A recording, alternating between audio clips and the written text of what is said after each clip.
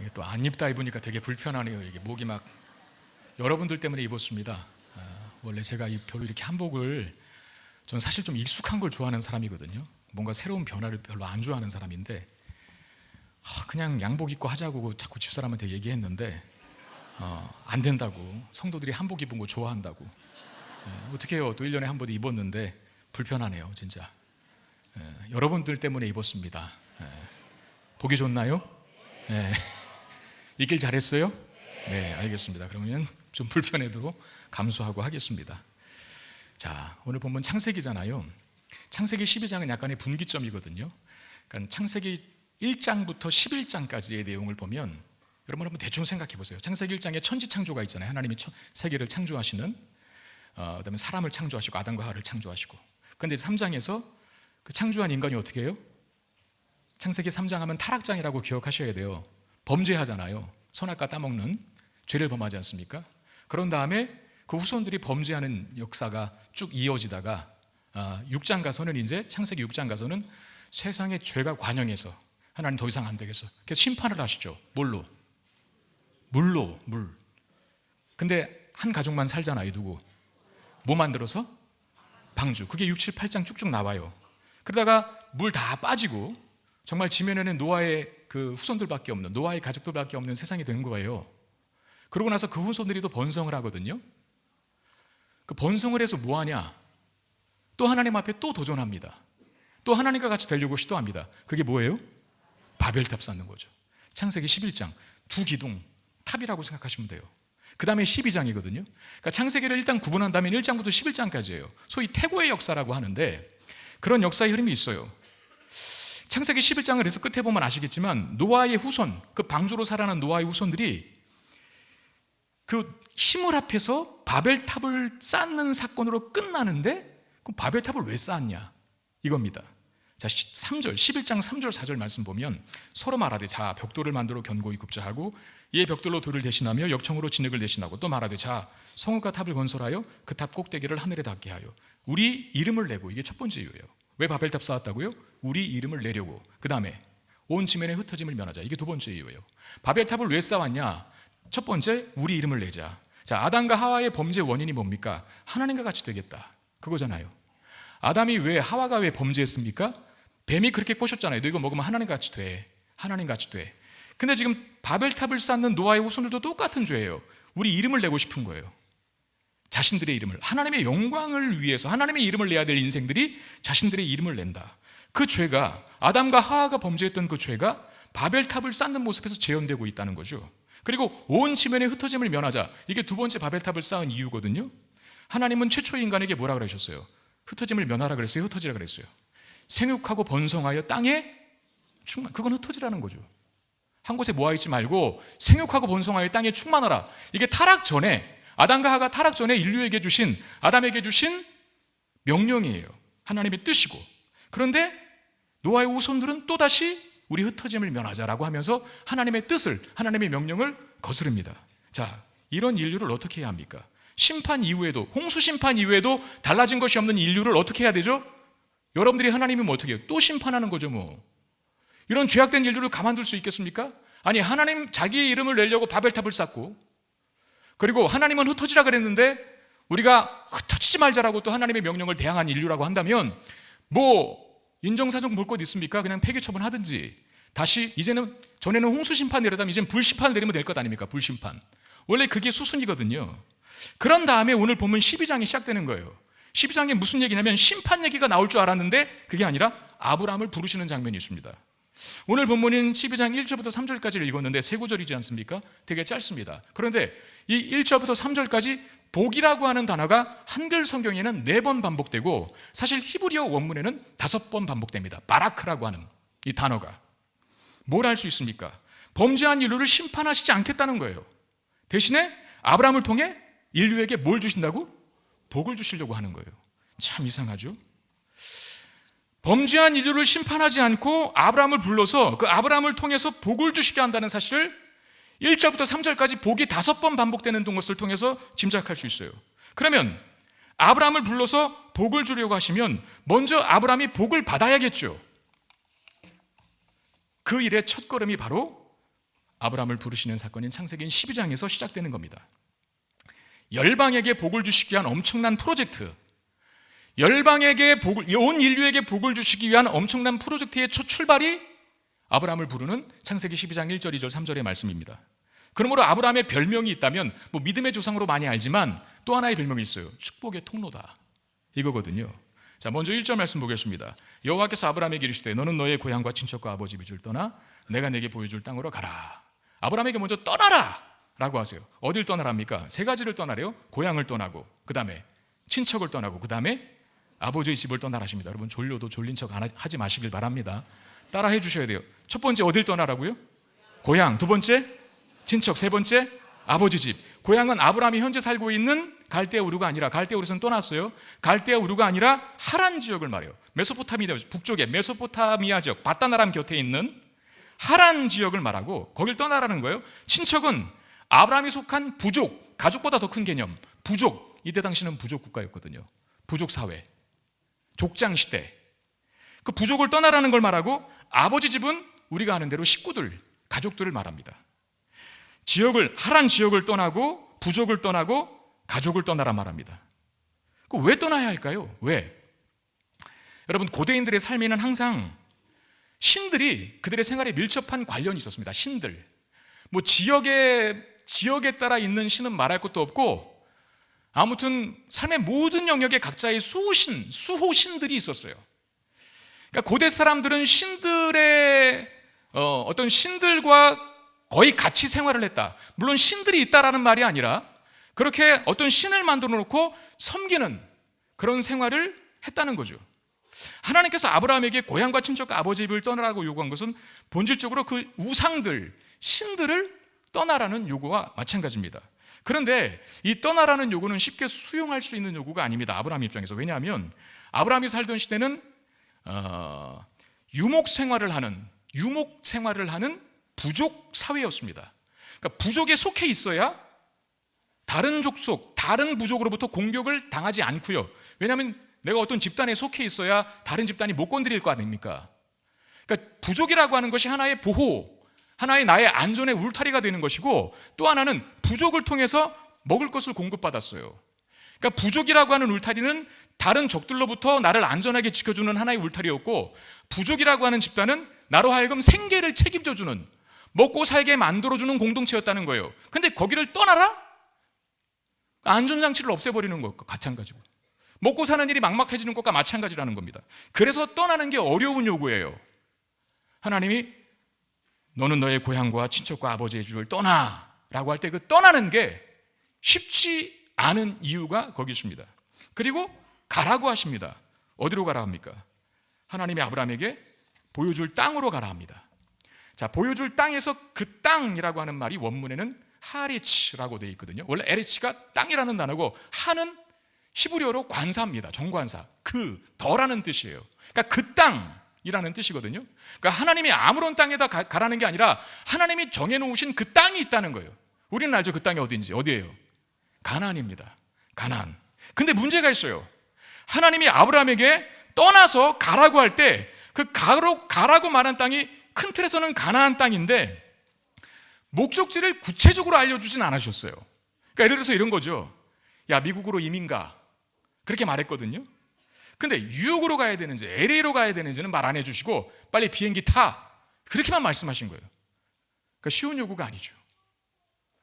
미국으로 가라 그랬으면 무슨 LA로 가는지 뉴욕으로 가는지 무슨 캘리포니아로 가든지 어디를 얘기하고 또 어느 몇 번지를 가야 되는지 가르쳐 주셔야 되지 않습니까? 그런 거 없었어요. 그냥 미국으로 이민 가. 빨리 비행기 타. 이러고 끝이에요. 그래서 히브리서의 말씀에 이런 말씀이 있거든요. 히브리서 11장 8절. 믿음으로 아브라함은 부르심을 받았을 때에 순종하여 장래의 유업으로 받을 땅에 나아갈새 알고 갔대요, 모르고 갔대요? 모르고 갔대요. 갈 바를 알지 못하고 갔다. 자, 보세요. 아까 떠나는 일이 쉽다 그랬어요, 어렵다 그랬어요? 부족 사회였으니까. 울타리고 생계를 책임져주는 공동체를 떠나는 거 쉽지 않아요. 그리고 가는 것도 쉽지 않아요. 왜? 정확하게 지명을 안 가르쳐줬거든. 그래서 갔다면 믿음이 필요한 겁니다. 하나님 믿는 믿음. 믿음이 없으면 죽었다 깨나도 못 떠나고요. 믿음이 없으면 죽었다 깨나도 목적지가 불분명한 곳 안 갑니다. 근데 갔다면 믿음 때문에 간 거죠. 히브리서 기자가 정확히 말했잖아요. 믿음으로 아브라함은 갈 바를 알지 못하고 갔다. 믿음으로 아브라함은 그랬잖아요. 자, 우리가 여기서 축복의 통로가 되기 위한 원리를 하나 발견합니다. 그건 떠나는 일과 가야 하는 일, 이걸 잘해야 한다는 겁니다. 우리에게 스스로에게도 질문해 봅시다. 하나님이 우리에게 너 떠나라 라고 말씀하실 때 나는 어딜 떠나야 하는 건가? 그리고 가라 라고 말씀하신다면 난 어디로 가야 하는가? 여러분 답 찾았어요? 시편 1편 1절 2절 말씀에 이런 말씀이 있습니다. 같이 한번 읽어보도록 하겠습니다. 시작. 복 있는 사람은 악인들의 꾀를 따르지 아니하며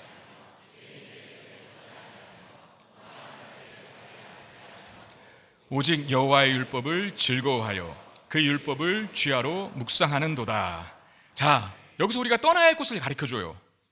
어딜 떠나랍니까? 악인들의 꾀, 죄인들의 길, 오만한 자들의 자리. 이거 구체적으로 설명할 시간 없어요.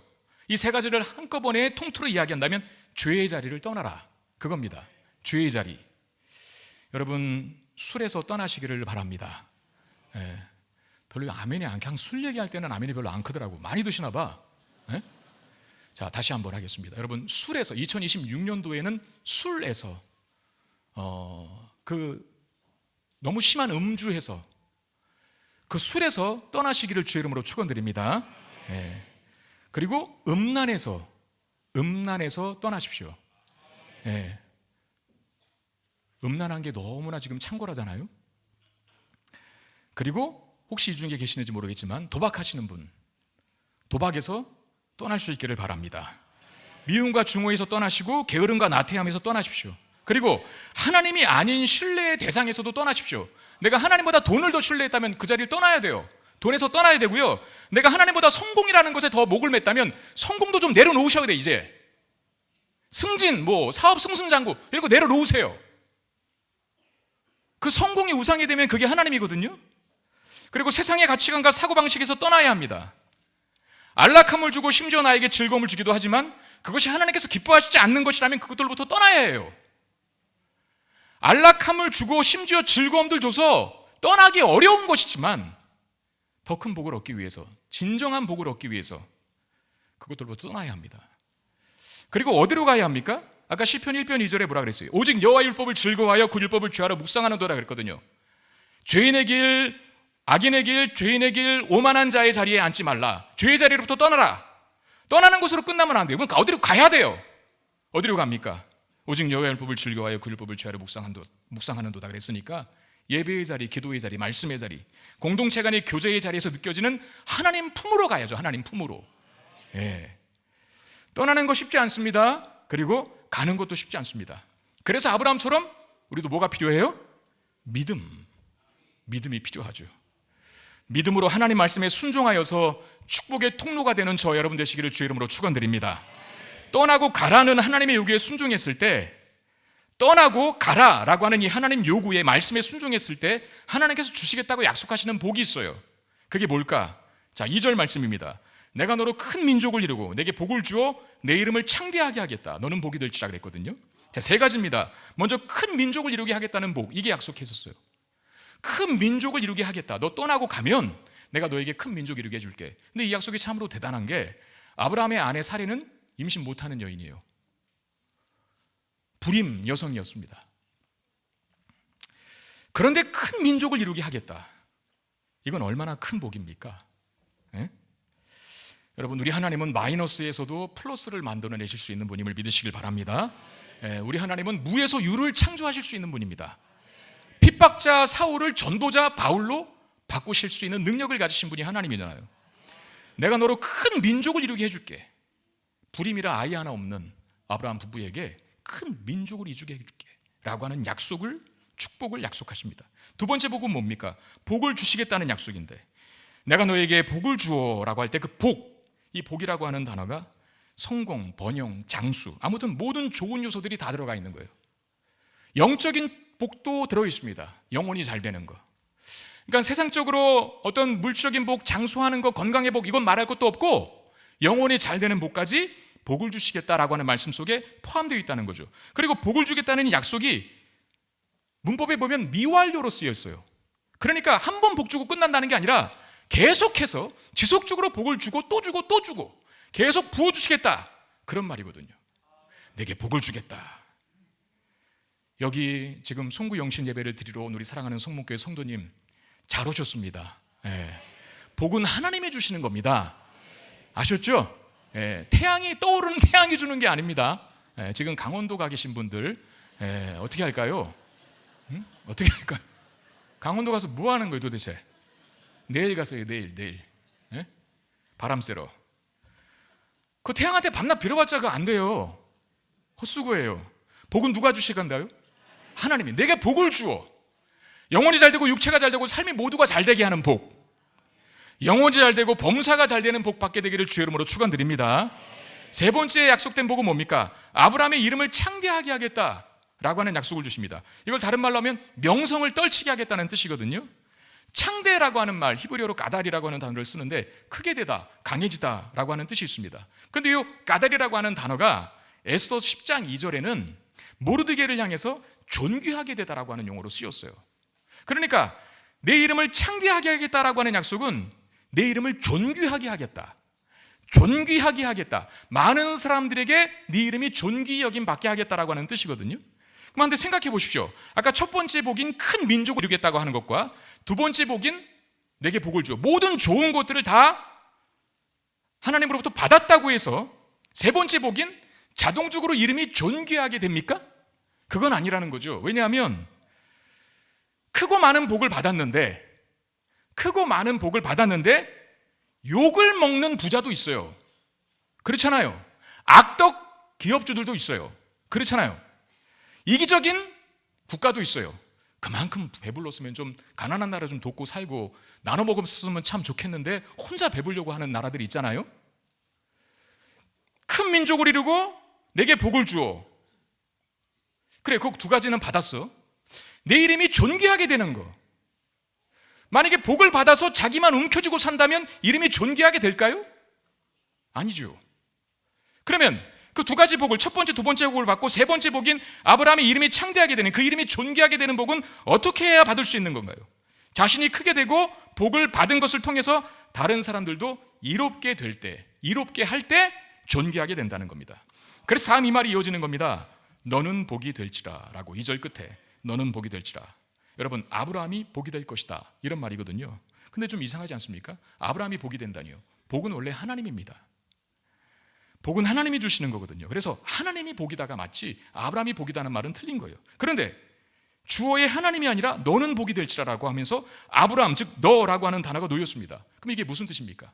복은 하나님이 주시는 것이라 하나님이 복이라고 하는 것이 맞는데 너는 복이 될지라, 아브라함이 복이 된다라고 하는 말은 무슨 뜻이겠습니까? 하나님께서 아브라함을 복의 통로로 쓰시겠다는 거예요. 그 복의 통로로 역할을 잘할 때 이름이 존귀하게 되는 복까지 받는 거예요. 복의 통로가 안 될 때에는 악덕 기업주가 되든지 이기적인 나라가 되든지 고약한 부자가 되든지, 근데 복의 통로 역할을 잘하면 이름까지도 존귀하게 된대요. 받는 것, 소유하는 것, 어떤 것을 성취하는 것만이 중요한 것이 아닙니다. 나를 그 자리에 세우시고 그걸 소유하게 하신 하나님의 뜻을 헤아려야 합니다. 저는 여러분들에게 그런 권면을 자주 했어요. 모든 걸 은사라고 하는 관점에서 한번 생각해 보세요. 건강도 은사고, 시간도 은사고, 물질도 은사고, 실력도 은사고, 지식도 은사라고 한다면 그 은사는 나만을 위해 쓰라고 주신 게 아니거든요. 그 은사를 통해서 일단 교회를 건강하게 세우고, 자기가 받은 그 은사를 통해서 나만이 이롭게 되는 게 아니라 내 주변의 다른 사람들도 같이 복을 받게 되는, 내가 받은 은사, 그게 돈이든 건강이든 시간이든 무엇이든 간에, 지식이든 간에 어떤 실력이든 간에 그걸 사용함으로 내 주변의 사람들이 이롭게 될 때 그게 은사죠. 그러니까 모든 걸 은사라는 관점에서 바라본다면 내가 가진 복이 뭐고 내가 어떻게 써야 되는지 금방 답이 나옵니다. 여러분, 복 주시는 하나님처럼 우리도 받은 복을 나누는 자로 살아야 하는 줄 믿으시길 바랍니다. 이것이 축복의 통로로서 계속 역할할 수 있는 비결이에요.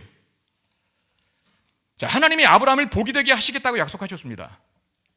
내가 너를 축복의 통로 되게 하겠다, 그 말이라 그랬어요. 그렇다면 그렇게 되도록 하나님이 아브라함을 지켜주셔야 할 책임이 있어요. 그래서 그 말씀, 다음 말씀이 이어지는 겁니다. 3절 상반절에 너를 축복하는 자에게는 내가 복을 내리고 너를 저주하는 자에게는 내가 저주할 것이다. 아브라함을 지원하고 지지하는 사람들은 하나님에게 복을 받게 될 것이지만, 그러나 아브라함을 대적하고 방해하는 사람은 하나님께 저주를 받을 것이다 라고 하는 메시지예요. 첫 번째, 너를 축복하는 자에게 내가 복을 내린다. 무슨 뜻입니까? 간단하고 단순하게 얘기해서 돕는 손길을 내가 너에게 붙여줄게, 그 말입니다. 너가 만약에, 아브라함아, 너가 만약에 복의 통로로서 역할 잘하면 내가 그거 더 잘할 수 있도록 돕는 손길 붙여줄게. 이게 너를 축복하는 자에게 내가 복을 내리고, 이 말의 의미입니다. 여러분, 오늘 그거 꼭 기억하고 가세요, 제발. 예? 창세기 12장 1절 3절은 되게 많이 알거든요. 정확한 의미를 아는 사람 별로 없어요. 제가 이 말씀 준비하느라고 얼마나 많은 시간을 투자했는지 모릅니다. 하나도 허투루 듣지 마세요. 너를 축복하는 자에게 내가 복을 내린다라고 하는 것은 돕는 손길 붙여줄게, 이 말이에요. 아셨죠? 어떤 일을 더 잘 감당할 수 있도록, 축복의 통로로서의 역할을 더 잘 감당할 수 있도록 내가 너 지원해 줄게. 하나님이 지원을 아끼지 않겠다는 뜻이에요. 그러면 너를 저주하는 자에게는 내가 저주할 것이다. 이 말은 무슨 뜻일까요? 아브라함의 사명이 뭐라 그랬어요? 축복의 통로가 되는 거라 그랬잖아요. 그 축복의 통로가 되는 것을 방해하는 모든 공격으로부터 아브라함을 지키시겠다는 뜻입니다. 축복의 통로가 되는 일을 못하게 되는 일이 발생하지 않도록 아브라함을 적극적으로 보호하시고 지켜주시겠다는 말씀입니다. 그러니까 복의 통로로서 역할을 잘할 수 있도록 돕는 손길들을 붙여줄 것이고, 방해하는 세력들로부터는 내가 널 보호해 줄게, 이 약속이거든요. 그러니까 너를 축복하는 자에게는 내가 복을 내리고 너를 저주하는 자에게는 내가 저주하리니, 이 말씀은 아브라함을 향한 전폭적인 하나님의 지원, 지지, 저는 이렇게 느껴집니다. 여러분들 인생 속에 혹시 살다가 왜 나는 이렇게 돕는 손길이 없나? 나는 이렇게 하나님께서 사람들을 안 붙여주시지? 라든가, 아니면 나는 이렇게 하는 일마다 잘 안 될까? 내가 하는 일이 이렇게 나쁜 일은 아닌데 왜 내가 하는 일은 잘 이렇게 막히는 거지? 왜 뻥 안 뚫리고 자꾸 막히는 거지? 이런 경험들이 자주 있는 분이 있다면, 물론 제가 그게 무엇 때문이라고 단언할 수는 없겠지만 혹시 오늘 말씀에 빗대어서 생각해 보세요. 내가 축복의 통로로 살고 있는지를 먼저 점검해 보라는 거예요. 내가 축복의 통로로 살고 있지도 않은데 돕는 손길을 붙여주지 않아요. 내가 축복의 통로로 살고 있지도 않은데 뭐든지 잘 되게 해주지 않습니다. 근데 자꾸 일이 막히고, 왜 나에겐 돕는 손길이 없을까? 이것 때문에 고민하는 분들이 특히 이 자리에 있다면 오늘 말씀에 빗대어서 한번 생각해 보세요. 나는 축복의 통로로 역할하고 있었는가?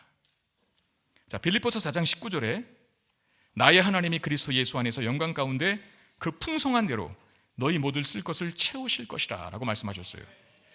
자, 바울이 빌립보 교회에게 쓴 편지, 빌립보서에 있는 말씀이거든요. 너희 쓸 것을, 하나님이 너희의 모든 쓸 것을 채우시는데도 어떻게 채우신다고요? 풍성하게 채우시겠대요. 왜 빌립보 교회는 그런 하나님의 풍성한 복을 받아야 하냐면, 빌립보 교회는 어려운 형편 속에서도 바울이 선교사로서 역할 잘할 수 있도록 서포트한 교회였어요. 물질적으로. 본인들이 가진 게 많아서 후원한 게 아니에요. 어렵고 힘든 환경 속에서도 최선을 다해서 바울의 선교 사역을 도왔어요. 그런 빌립보 교회 성도들을 향해서 바울은 하나님께서 빌립보 교회의 모든 필요를 풍성하게 채우실 것이라고 예언하는 거예요. 선포하는 거예요. 우리는 이런 생각을 합니다. 내게 있는, 내가 가진 것을 남에게 주면 준 만큼 내 것이 소모된다고 생각합니다. 근데 그건 어디까지나 우리의 인간적인 생각이죠. 하나님은 섬김과 나눔을 실천하는 자를 향하여 나누면 나눌수록 더 풍성해지는 자신을 발견하도록 될 것이다 라고 말씀하셨어요. 내가 나누는 일에 사용하면서 내 것이 없어져서 내가 부족하게 되고 결핍이 생기는 게 아니라, 나눴는데 오히려 다시 채워지는 것도 내가 쓴 만큼만 채워지는 게 아니라 1을 쓰면 5를 채워주고 5를 쓰면 10을 채워주는 이런 놀라운 복을 약속하셨다는 거예요. 여러분, 이게 하나님의 원리입니다. 그러니까 인간의 생각과는 참 틀리죠. 우리는 쓴 만큼, 준 만큼 내가 부족하고 결핍이 생긴다고 생각하는데 그게 우리의 인간적 계산인데, 하나님, 우리는 인간적 계산으로 사는 사람 아니잖아요. 그렇죠? 예. 하나님의 방식은 네가 나누면 풍성하게 더 채워줄게. 이겁니다. 자, 이런 말씀이 있음에도 불구하고 내가 풍성해지지 못한다면, 그게 영적인 문제든 아니면 육체적인 문제든 삶의 문제든 간에 내가 풍성해지지 못한다면 그 이유는 무엇 때문일까요? 한번 가슴에 손을 얹고 잠잠히 생각해 보세요. 나눔이 없기 때문은 아닙니까? 여러분들의 인생 속에 왜 나에겐 돕는 손길이 안 붙여질까? 왜 나는 하는 일마다 안 될까? 왜 안 될까요? 왜 사람을 안 붙여주실까요? 저는 설교자잖아요. 그래서 말씀을 준비할 때 또는 성경 공부를 준비할 때 때로는 묵상을 통해서, 때로는 연구를 통해서 굉장히 놀라운 통찰을 얻을 때가 있거든요. 일반 세상적인 지식을 추구하는 사람들도 마찬가지일 거라고 생각해요. 그 부분은 굉장히 큰 희열을 느낍니다. 뭔가 알지 못했던 것을 발견하고 새로운 사실에 대해서 깨닫게 됐을 때, 그게 하나님의 말씀이면 일반 세상적 지식보다는 기쁨이 배가 더 크겠죠, 아마. 네. 근데요, 제가 연구를 할 때, 말씀을 준비할 때, 혼자 묵상하면서 연구하면서 깨닫는 하나님을 아는 지식이라든지 성경 말씀의 지식을 깨달았을 때 얻는 기쁨이 크지만, 그 기쁨이 배가 되는 방법은 뭔지 아세요? 제가 얻게 된 그 진리를 여러분들과 나눌 때, 저 혼자 알고 있으면 저 혼자로 끝나요, 기쁨이. 근데 그걸 나눌 때 기쁨이 뭐 배 이상이더라고요. 그래서 설교하는 것 같아요. 그래서 힘들어도 책상 앞에 주구장창 앉아서 기도하며 연구하는 거 아닐까. 예수님께서 이렇게 말씀하셨습니다. 마태복음 6장 33절, 너희는 먼저 그의 나라와 그의 의를 구하라. 먼저 그의 나라와 그의 의를 구하라. 그리하면 이 모든 것, 나머지 것을 너에게 다 채워줄게. 저는 이 말을 이렇게 번역하고 싶습니다. 넌 공부만 열심히 해. 다시, 넌 공부가 듣기 싫은가요? 운동으로 바꿀게요. 넌 운동만 열심히 해. 나머지는 아빠가 알아서 할게. 한국교회 이렇게 설교를 쉽게 하시는 분은 전지호 목사님밖에 없을 겁니다. 아멘을 2사람밖에 안 하네요. 너희는 먼저 그의 나라와 그의 의를 구하라. 그리하면 이 모든 것을 너에게 더하시라가 무슨 말이라고요? 금방 제가 했잖아요. 넌 공부만 열심히 해. 나머지는 엄마가, 나머지는 아빠가. 넌 운동만 열심히 해. 나머지는 아빠가, 나머지는 엄마가 알아서 할게. 근데 공부 열심히 안 하면, 운동 열심히 안 하면 아빠가 나머지 책임져 줄까요?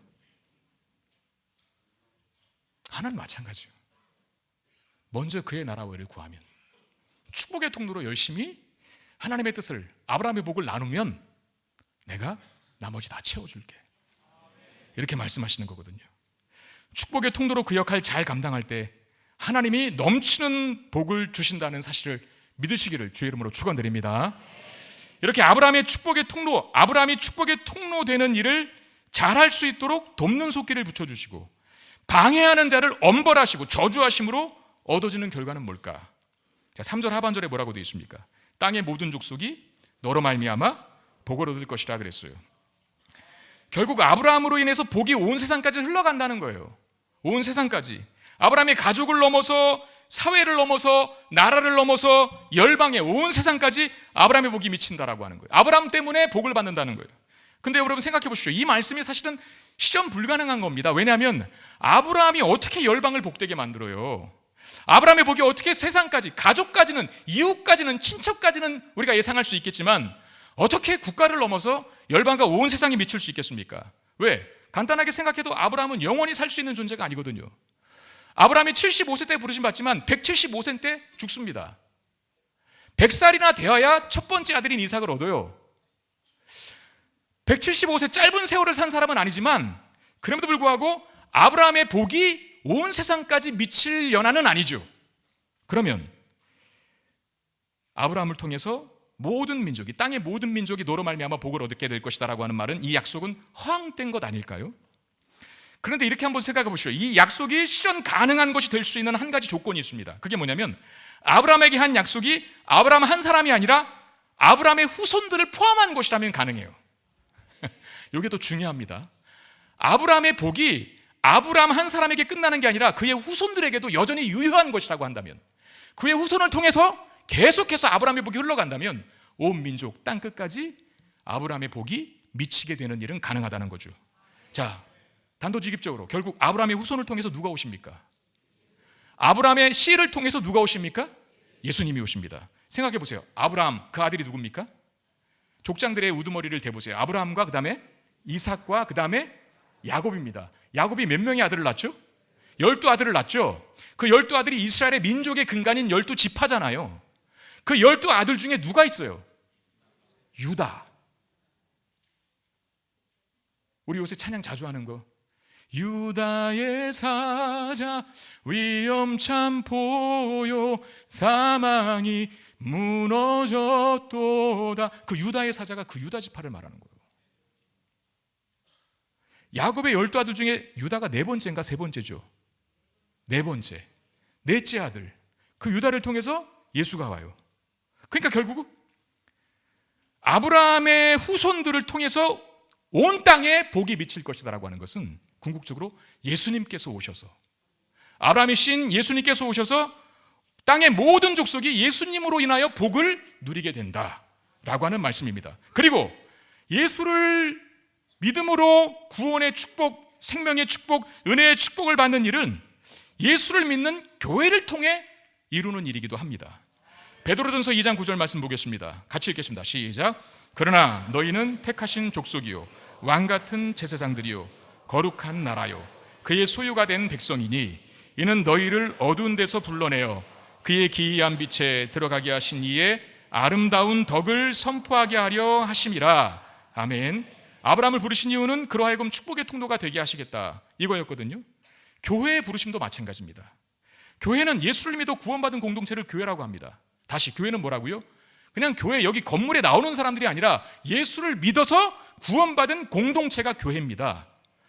바로 그 공동체가, 교회 공동체가 구원의 복을, 즉 덕이라고 된 아름다운 덕, 구원의 복을 선포하는 역할을 맡게 됐대요.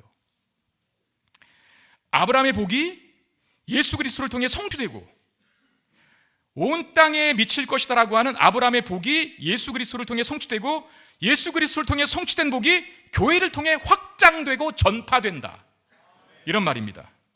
그러므로 교회는 축복의 통로로 역할을 해야 합니다. 그게 하나님께서 이 땅에 교회를 세우시고 교회를 두신 존재의 아주 분명한 본질적인 정체성이고 목적입니다. 그러므로 죄송하지만 축복의 통로로 역할하지 않는 교회는 교회가 아닙니다. 우리 교회 공동체로 봐서도 그렇고, 여러분 개인도 공동체잖아요. 여러분 개인이 축복의 통로로 역할하지 않고 있다면 교회가 아닐 수 있어요. 축복의 통로가 되는 것은 교회의 존재의 본질이에요.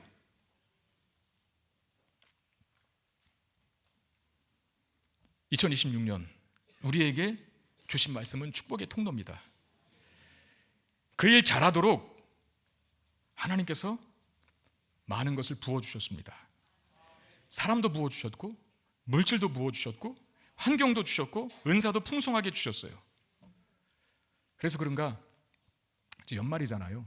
우리 교회로 오시는 분들도 많고 또 우리 교회에 참 잘 신앙생활 했던 분들 중에 떠나는 분들도 좀 있어요. 물론 다 그런 건 아니지만 한 열에 제가 볼 때 한 대여섯은 그 이유가 이런 거예요. 목사님, 내가 우리 교회 너무 좋지만, 목사님 제가 우리 교회에서 너무 은혜를 받고 회복이 됐지만, 그런데 제가 가서 해야 될 일이 있는 교회가 있습니다. 제가 남은 생을 하나님 기뻐하시는 사명 붙들고 헌신해서 세워야 할 교회가 있습니다. 제가 우리 교회가 너무 좋지만, 계속 있고 싶지만, 기도만 하면 하나님의 뜻은 그게 아니에요. 가라고 하시네요. 박수 쳤어요. 제가 잘하시는 것이라고.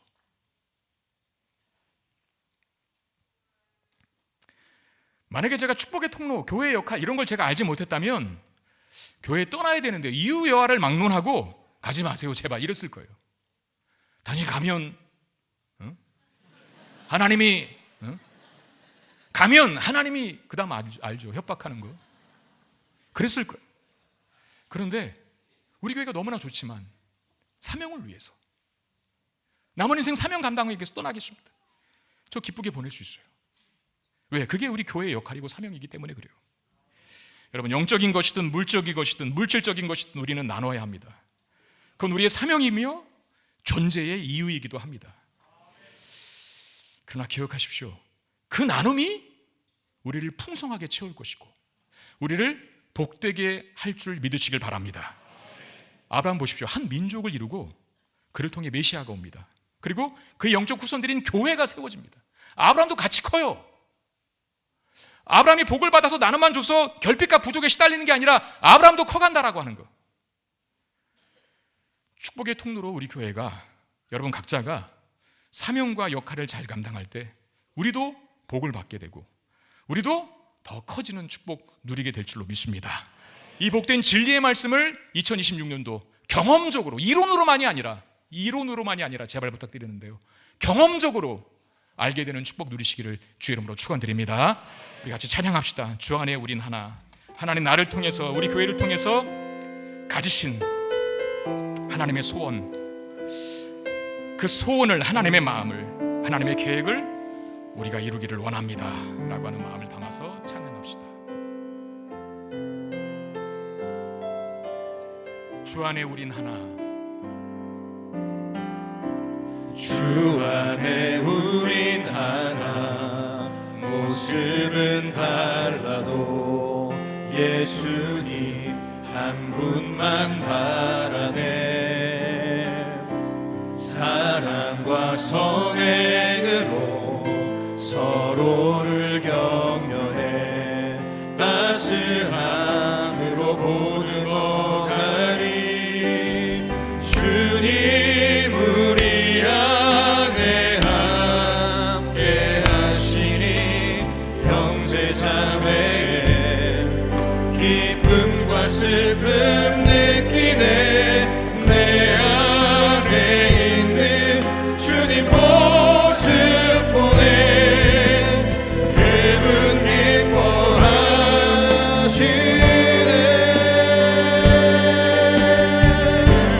그분 기뻐하시네.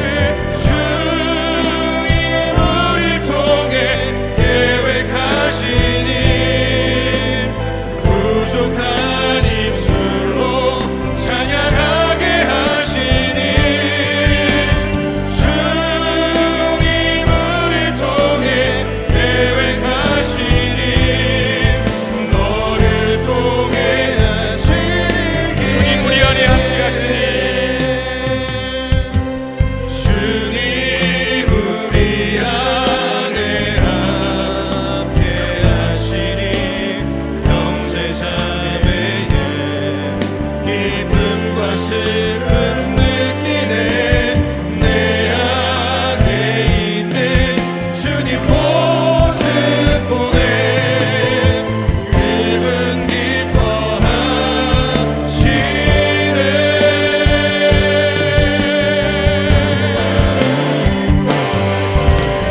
주님 우릴 통해 계획하시니 부족한 입술로 찬양하게 하시니. 주님 우릴 통해 계획하시니 너를 통해 하시니. 주님 우릴 통해 계획하시니. 주님 우릴 통해 계획하시니 부족한 입술로 찬양하게 하시니. 주님 우릴 통해 계획하시니 너를 통해 하시니 기대해. 우리 잠깐 기도할 때, 하나님, 내가 2026년도도 기대합니다. 주님, 나를 축복의 통로로 사용하여 주시옵소서. 하나님, 받은 은혜와 복을 나만 가지고 끝나는 것이 아니라 하나님, 많은 것들을 내게 주셨는데 왜 주셨는지, 왜 그런 자리에 위치하게 하셨는지 하나님의 뜻을 헤아려서 축복의 통로로 쓰임받게 하시고 내 주변을 윤택하고 아름답게 만들고 나아가 나도 그 안에서 복된 삶을 누릴 수 있도록 하나님, 26년 한 해 그런 놀라운 변화와 축복을 받는 우리 모두가 되게 해달라고 우리 마음으로 같이 기도하는 시간 갖겠습니다. 기도하겠습니다. 하나님, 은혜와 사랑 감사합니다. 하나님, 새해에 여기 축복의 통로라고 하는 말씀 주셨습니다.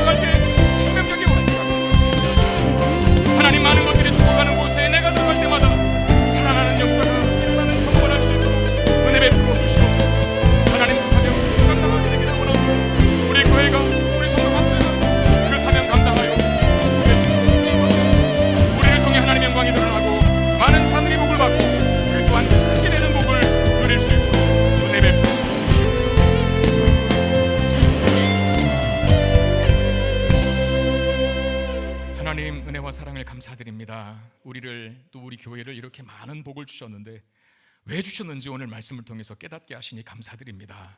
축복의 통로되라고, 너만 알고 너만 누리고 끝나지 말고 너희들이 받은 것 흘려보내서 이 지역이, 이 사회가, 이 나라가, 그리고 열방이 너희들 때문에 복을 받도록 하기 위해 우리에게 많은 복과 은혜를 주신 줄 믿습니다. 그 사명 잘 감당하여 우리를 통해 이 지역이 변하고 이 사회가 변하고 이 나라가 새로워지고 열방이 복을 받는 역사가 있게 해 주시옵소서. 그 안에서 우리 개인과 우리 교회도 함께 복을 받고 함께 커나가고 함께 기뻐하고 감사하는 놀라운 축복이 26년 한 해 있게 해 주시옵소서. 우리 주 예수 그리스도 이름으로 간절히 축복하며 기도하옵나이다. 아멘.